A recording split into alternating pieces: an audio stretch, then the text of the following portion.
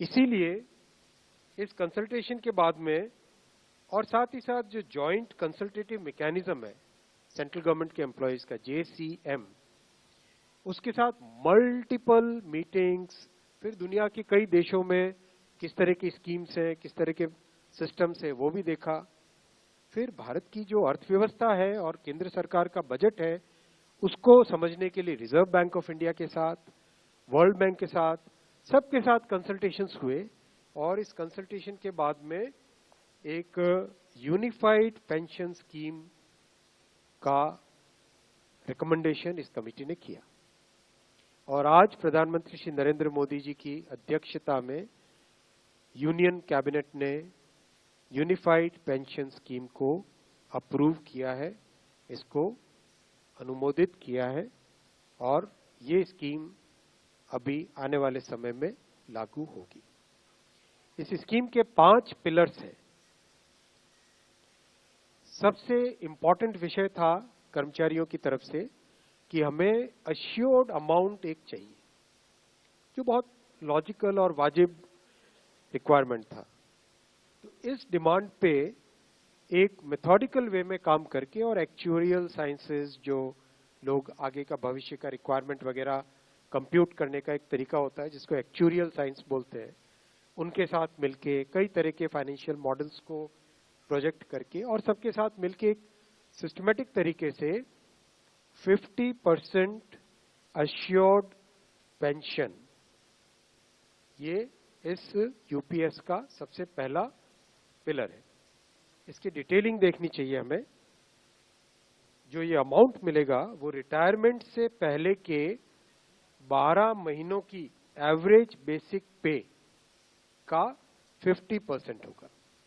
मैं रिपीट कर रहा हूं, अश्योर्ड पेंशन का जो अमाउंट है that will be the average of basic पे ऑफ 12 मंथ्स बिफोर सुपर एनुएशन, उसका 50% होगा। और इस फुल पेंशन के लिए जो क्वालिफाइंग सर्विस रहेगी वो रहेगी 25 इयर्स, यानी 25 वर्ष तक अगर किसी ने काम किया है, सेवा की है, तो उसको फुल पेंशन यानी जो ये अश्योर्ड पेंशन का अमाउंट है वो मिलेगा।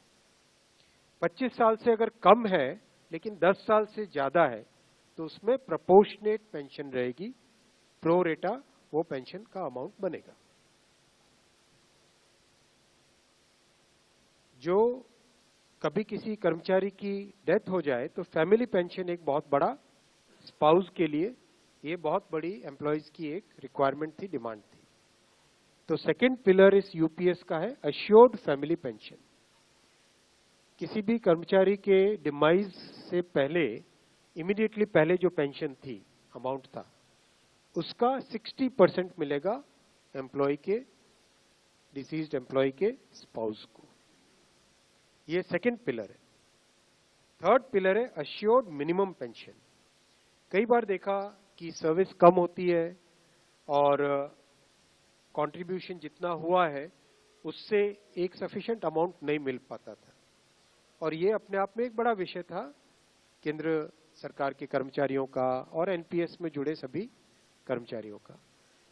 इसीलिए एक minimum assured pension, assured minimum pension 10,000 rupees per month, वो इसमें यूपीएस में थर्ड पिलर ये रखा गया है।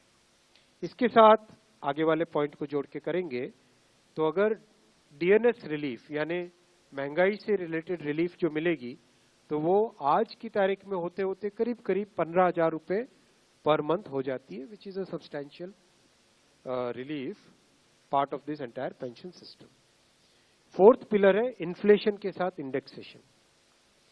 जैसे केंद्र सरकार के एम्प्लॉयज के लिए सैलरी में डीएनएस अलाउंस होता है, उसी पैटर्न पे जो इंडेक्स है, सेम इंडेक्स को यूज करके all India consumer price index for industrial workers, इसको यूज करके assured pension, assured family pension और अश्योर्ड मिनिमम पेंशन, इन तीनों के तीनों जो आपने पिछले पेज पे तीनों पिलर्स देखे, assured pension, assured family pension और अश्योर्ड मिनिमम पेंशन, इन तीनों के ऊपर इन्फ्लेशन इंडेक्सेशन डीएनएस रिलीफ के बेसिस पे मिलेगा, डीआर, डीए की जगह डीआर, डीएनएस रिलीफ।